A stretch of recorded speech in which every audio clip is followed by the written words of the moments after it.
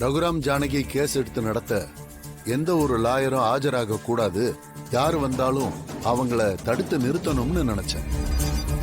ரகுராம் மேலதான் நான் படிச்சு லாயர் ஆன.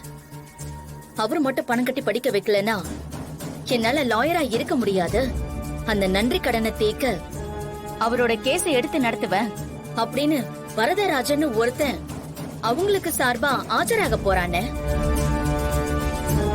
அதனால மாயாவோட சைடுல ரொம்ப நம்பிக்கையா இருக்காங்க. பணத்தை கொடுத்தோ இல்ல மிரட்டியோ அந்த ஆளை நம்ம வழிக்கு கொண்டு வரணும்னு. வரதராஜன் ஆஜராகிறாரா? என்னன்னு வரதராஜன் பேரை கேட்டதும் எதுக்கு இவ்வளவு ஷாக் ஆகுறீங்க? அம்மா, அவர் ரொம்ப மோசமான ஆளுமா. நீ நினைக்கிற மாதிரி காசு பணம் கொடுத்து அவரை வளைக்க முடியாதுமா. மிரட்டியும் வழிக்கு கொண்டு வர முடியாது. ஏன்னா அவருக்கு சொந்த பந்தன்னு யாருமே இல்லம்மா. அவர் கல்யாணமே பண்ணிக்கல. பொண்டாட்டி பிள்ளைங்கன்னு யாராவது இருந்தா கூட அவரை நாம மிரட்டி பணிய வைக்கலாம். அதுக்கும் வழி இல்லம்மா. அந்த ஆளுடைய திறமை எப்படி? நம்ம சிவானந்த சாரோட வாதாடி அவர் ஜெயிச்சிருவாரா? நம்ம சிவானந்த சாரோட வின்னிங் ரேட் 99% இருக்குன்னு. ஆனா சிவானந்த சாரோட அந்த 1% தோல்விக்கு காரணமே அந்த வரதராஜன் தாம்மா. என்னன்னு சொல்றீங்க? ஆமா மேடம், ஒரு கேஸ்ல லாயர் வரதராஜன் கிட்ட நான் தோத்துட்டேன் மேடம்.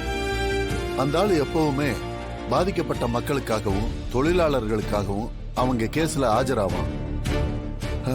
அந்த மாதிரி ஒரு கேஸ்ல நியாயம் அவன் பக்கம்தான் இருந்துச்சு. அப்ப கூட ஏதாவது ஒரு வகையில அவனை சரி கட்ட எவ்வளவோ முயற்சி பண்ண, நடக்கல. அந்த ஒரே ஒரு கேஸ்ல தோத்ததுனால எப்படா அவனை பழி தீக்கலாம்னு நான் இப்ப வரைக்கும் காத்துக்கிட்டு இருக்கேன். அதுக்கான சந்தர்ப்பம் இப்பதான் சரியா கிடைச்சிருக்கு. வரதராஜனை பீட் பண்ண முடியும்னு நம்புறீங்களா? இந்த டைகர் சிவானந்தத்தை பத்தி இன்னும் உங்களால சரியா புரிஞ்சிக்க முடியல.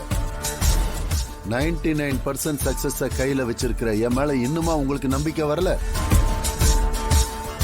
எப்படியாவது நான் இந்த கேஸ்ல ஜெயிச்சு காட்டுவேன் மேடம். அதனால நீங்க கவலைப்படாதீங்க.